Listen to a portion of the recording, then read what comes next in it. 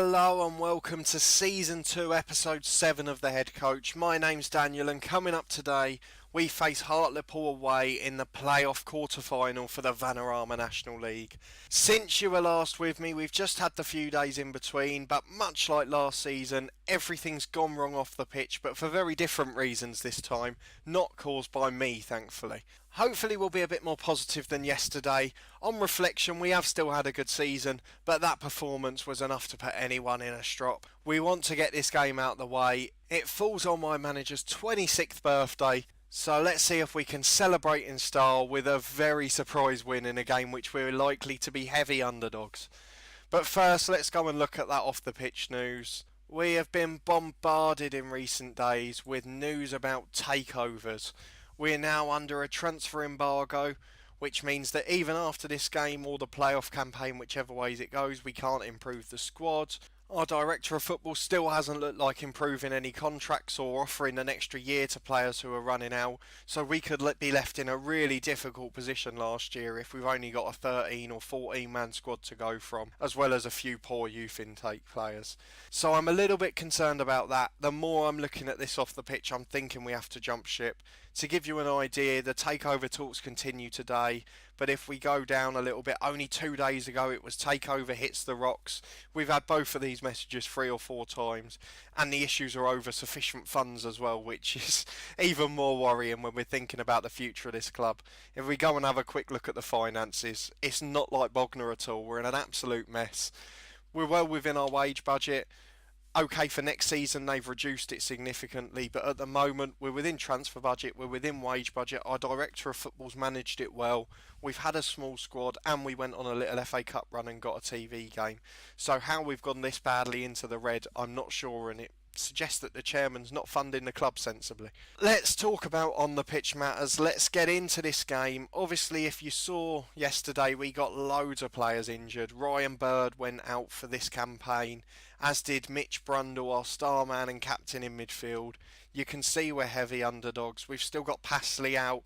You can see at the bottom here, Show Silver's nowhere near fit, so we're actually going without a striker on the bench. I've been thinking for about half an hour now whether I need to swap Tracy and Wanadio, and I still can't decide. Tracy is the better player on paper, but he had a poor game last time out against Ebbsfleet, like most to be fair, and he's also a poor crosser of the ball, which we need to think about with Hyde in the box. So do you know what? Late change, I'm going to do it. Wanadio's coming into the side, he's the man I trust from last year, and hopefully he can make a difference for us. But that means that our lineup today is Mitch Walker in goal, the same back four that let in 4 against Ebbsfleet of Pike, Parry, Casey and Hammerlinen, a midfield 4 of Wanadio, Bellamy, Ashby and Pinnock, and a younger coming in for the injured Bird up front alongside top scorer Jake Hyde. We've got a bench of Galifuco, Chair, Coventry, Tracy and Ilasami. No striker as we mentioned. Not through choice, but the fact we don't have any that are fit. So let's get into it. Let's get this out the way because I can't imagine it's going to end well. If we get through to the semi-final here, it's a wonderful achievement. Hartlepool again playing with that weird narrow 4-3-3, the exploit tactic as it's known as on this version of Football Manager, but we're going to have to use our brain here and try and exploit flanks and be a bit cleverer tactically. Obviously that's the whole point of this save. We don't do the transfers and contracts, we just coach the team and get the tactics right and pick the players. So if we can't do the job tactically, we shouldn't really be at the club. So let's say we need a better performance because we can't say anything else. I'm sorry assistant, they're not proving a point. They were absolutely diabolical in the last game. Let's go to our tactics then. We're going to put a couple of extra instructions on. We're going to exploit the flanks in this one. We're going to be more disciplined just so the fullbacks don't go roaming forward. We're not going to play a bit wider yet actually. I'm going to be sensible. We're away from home. So let's kick off and see if we can pull off the miracle of all miracles. In terms of football fans, Hartlepool are obviously a much bigger club. You can see they've got a bigger ground. Their stadium's packed for this game, and really they're a football league club, so they do deserve to be going up. But as the manager of Dover, we want to cause a shock. Hyde goes back to Pinnock and we're ahead already. Oh, I didn't even think he was going to shoot, so I didn't mention it. But within 1 minute, the confidence is back, and Mitch Pinnock has scored a wonderful goal. What a finish that is. A knockdown from Jake Hyde and a long range shot. They've got a free kick and put it wide. And what a start that was. We were not expecting that. And I tell you what, if they win this game, I forgive all of them for the last performance. The changes seem to have made a difference. The ball came in from the right, and we looked risky and dangerous going forward. Wanadio always seems to cause trouble in these big games. I think he's got that stat, the hidden one, to say he's a big game player. He enjoys the big occasion, and he seems to be proving it yet again here. He wasn't directly involved in a goal, but that trouble down the right hand side, it's where all our attacks seem to come when he's playing. And it also obviously allowed Pinnock to cut in and finish from the middle of the pitch. We've got one long hoof over the top. Jake Hyde's got into a Younger. What a save that is! Oh, I thought we were going 2-0 up there. I would normally blame a Younger for missing clear chances. He does it regularly, but that looked a wonderful save. A Younger again forces a save from Loach, and it's behind for a corner. What have these boys eaten pre-match? Because they are flying today. We look like the only team in it. Pinnock's got the ball out from a corner again. Can he work it down the line? He doesn't. He goes straight in, but it's headed away. And now we've got to be careful on the counter-attack. It's Rodney, and this three up front could cause us trouble. The ball's in, but it's headed away well. And who's going to make it first? It is Pinnock. Hyde will hold it up sensibly. There's the experience all the way back to the keeper to waste time. We love a bit of that, holding out for a 1-0 win at half an hour into the game. We're coming forward again now, but we've given the ball away. Pannanen, who caused us so many troubles in January when we played them on camera, has put it through to Foy. Casey's won it back. Brilliant from the young player. And we're starting to get excited here, but Hartlepool are getting a couple of chances, which we haven't seen for a little while. Pannanen's got the ball again 25 yards out. They've crossed it into Foy, but that's easy for Mitch Walker, and if that's the best they can do with their first shot on target of the match, then we'll be more than happy. We're coming up towards half time, and this performance has been sensational so far. I really didn't see this one coming, and all of the optimism's back. All of that depression from the last episode has disappeared and disintegrated as we've pulled off a brilliant first half performance. Ashby knocks the ball forward, but it's blocked and it's gone back to the keeper for Hartlepool. Loach with a big clearance forward, straight to Parry, who's big in the air again. Wanadio's put Hyde in one-on-one. What a touch that was. The finish wasn't good enough though. He seems to be in a bit of a drought. He's only scored one goal in about 6 games since injury, I think. Great cross for Pinnock. A Younger heads over. He's missed another sitter. Oh, Jonah a Younger. I just think if Bird was in the team, we'd be 3-0 up now. And that's going to be the difference. We could live to regret not taking these. We've had at least 3 clear chances as we come forward again with Hyde before half-time. A Younger back to Hyde again. It's fallen for a Younger to Bellamy, who shoots, and it's just wide. What a half this has been. Action-packed, full of chances for Dover. And we're 1-0 up from that first minute. Wonderful finish from Mitchell Pinnock. But what a performance that is. And it seems like I picked the right team talk. And the tactics have worked down to a T. I'm going to come across and pull the tactical genius card out if we win this game, because it has worked perfectly. And we come forward down the left again. Hyde crosses in, but it's straight at Loach. Oh, we've just got it so right. The team selection, the tactics, and as long as Hartlepool don't try to change, hopefully it will stay the same in the second half. But this front three could still cause us a bit of trouble. They're bringing it forward again down the middle, 30 yards out. They've got it out wide to the fullback, who's crossed to Rodney. It's come down for Foy, and all of that hard work has been undone. Their first clear chance of the match, and they've scored from 6 yards. After all of the dominance and all of the great chances in the first half, we didn't make the most of them. A Younger wasted the majority, and we're going to live to regret it now, I think. They're coming forward again now. They seem to have built some confidence from it, but thankfully they've shot high and wide from 30 yards. Can we start to build ourselves back into the game again? The ball's gone long from the goal kick, but there's only one winner now, and Hartlepool are stringing players forward. Hammerlinen wins it back though. Can we counter with Hyde? A Younger's in again into the box and has wasted it again. We've really got to do something up front in the next season if we're still here, because a Younger is not good enough at this level. We haven't even got a sub-striker we can bring on for him now. The only one I've seen can play up front is Chair, so I might try something with him. As Walker's had to make a double save from the free kick there, it looked like he should have held or done better with the first one, to be honest. So it's a good job he did recover for the second. We're going to make a couple of subs in a few minutes. There's a couple of lads getting a bit tired out there.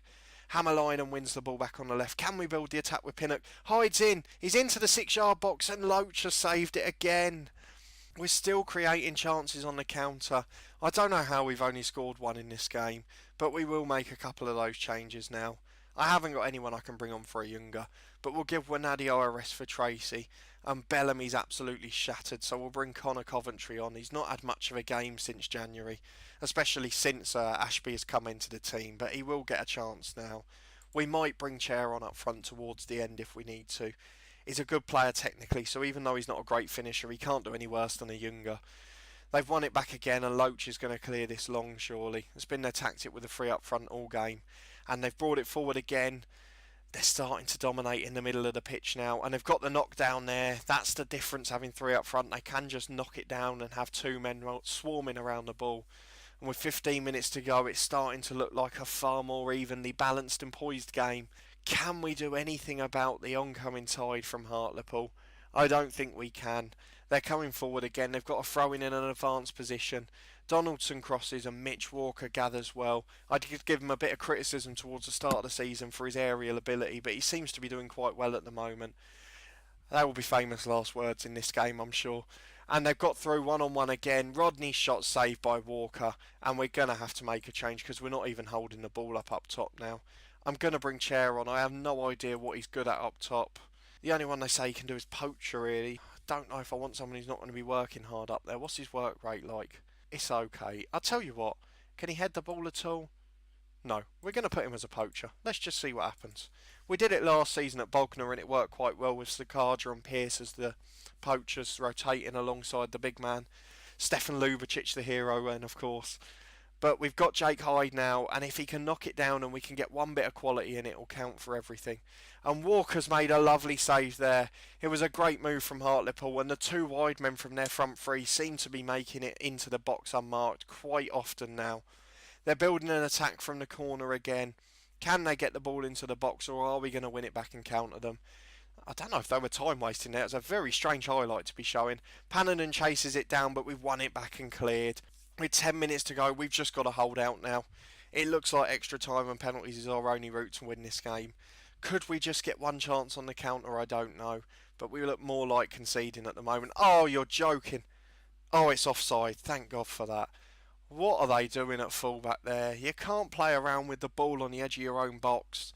Silly boys, and that's the inexperience at the back showing. Pike's only a young player. Casey's still a teenager. Hammerlinen's a youngster on loan as well. But here we come forward again. Chair, no quality at all. Giving it away to the fullback, and Hartlepool can build again. The fitness has gone. We've really got to hold the ball up when it's up there, and Chair's the man we're expecting to do that. Pike heads away to Chair, finds Coventry, gets it wide to Tracy, and can Chair chase it down? Really, you should be using your legs more than that when you're the freshest sub on the bench. He just gave up on it. Casey heads away, and Hartlepool are coming at us again. It's complete dominance at this stage, and we're going to do very well to hang on. Foy has a shot from the edge of the box, a snapshot early, but Walker tips over well. The corner's headed, and a great save again. And Hammerlinen clears. Chair, I don't know what to say. He looks lazy. He looks like a championship player. Is that a free kick to them? I thought the flag was up for offside there. Casey's got a deserved booking. The challenge definitely deserved one. And they've got the free kick. Oh, you're joking. No. He's unmarked. In stoppage time, 6 yards out. We've left every single player unmarked. I don't know what they were doing. Were they trying to play offside? We've paused the game. We're going to go all out attack then. I don't know what to say about that. How can you leave them all unmarked? 6 yards out. Oh dear. Let's just go all out. We're going to go attacking, see what happens. There's still 4 minutes of stoppage time, but you can't say it hasn't been coming really, and the lack of fitness has shown in the last 20 minutes. We got the tactical game plan right, but we just haven't had enough in the tank, and now we've gone attacking. They're streaming forward. They've got space all over the park, and with 20 seconds to go, it looks more likely that they'll get a third, but they have a wild effort which has gone out for a goal kick. If I were them, I would have been straight to the corner flag then. But that is going to be it. It's disappointment and heartache in the playoff again. We're going to lose against Hartlepool. Pike hits it forward to Tracy, and I might have spoken too soon. The cross is cleared though. Tracy's got it again. I don't know why we're still playing. Coventry gets it left to Pinnock. It's an awful ball in. What's that with your last chance of the match? And it's game over. It's heartache again. We deserve to lose overall. The second half, Hartlepool absolutely dominated. but we gave them more of a run than probably most people would have expected us to. We were 7-1 to get a result here, don't forget.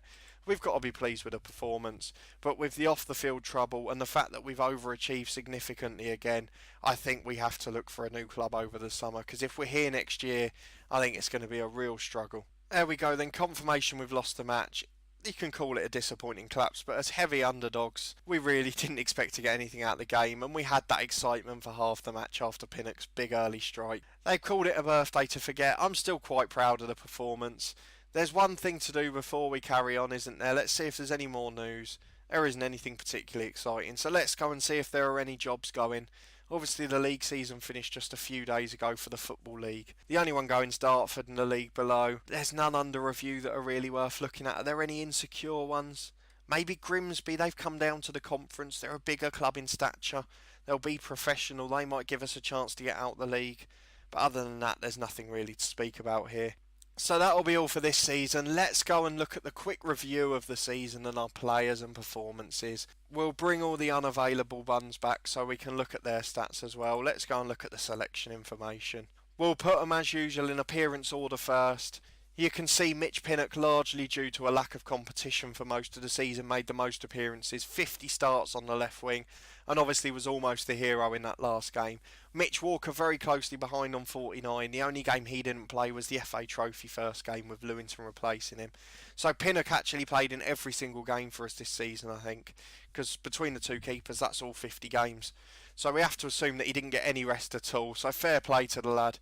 Let's go and look at the goals. Jake Hyde, top of the league with 22 there. One ahead of Ryan Bird. How we missed him in that game. I just feel if he was playing ahead of a Younger, we would have been 3-0 up and out of sight at half-time against Hartlepool there. A Younger and Pinnock, the only others to contribute ahead of the standard 2 or 3 goals. A Younger's really been quite a disappointment actually from 33 appearances, and considering he got 34 in the league below last year, maybe this was just a step up too far for him. Assists, we had 3 players in double figures. Both are the big strikers again, and Shiloh Tracy, who got 12 from the right hand side. Maybe I underrated him a bit. Wanadio was next on the list despite largely featuring off the bench. 7 assists but yet to get off the mark for the club. If we go to a third club, will he follow us again? I think if we go up a league it will be too much of a step up. But you never know at somewhere like Grimsby. I don't know if his contract, I think it was this year. It is. He still hasn't been offered a new one, so there's every chance we could see him again, even if we move on to another club. A couple of special mentions for Josh Ashby, who's been really good for us in central midfield since coming in, and Matthew Casey, the youngster on loan from Portsmouth. The one player who's really developed and stats-wise and technically off the pitch while we've been playing this season. He looks a really good conference player now, and he's another one I'd really hope a director of football would bring with him to another club. Obviously, we did mention that Mitch Walker broke the appearance record this season. He's had a fairly good rating overall if we put them in average rating order. He's been solid, if not spectacular. Jake Hyde's by far been the standout player, one of only 2 players to get above 7 overall. Him and Ryan Bird being a 2, but he's one of the best players in the league and was actually shortlisted for player of the season. So a wonderful signing he was by a director of football. We go and have a quick look at him. He's on contract for another year. He's got all the physical stats still. He's still only 28 in the peak of his powers. So if we are still here next year, everything's going to pin around his performances up front yet again. Nothing else really worth mentioning from this. That will be all from this season. Join us again for the next episode tomorrow to see whether we start the new campaign at Dover or another team. Even if we're here, will we still have new owners? Will we be out of a transfer embargo? Will we have been able to have done any business? We'll see all of that tomorrow. But thank you very much for watching. Subscribe to the channel for regular content from this head coach series and our weekend save the golden generation. And we'll see you next time.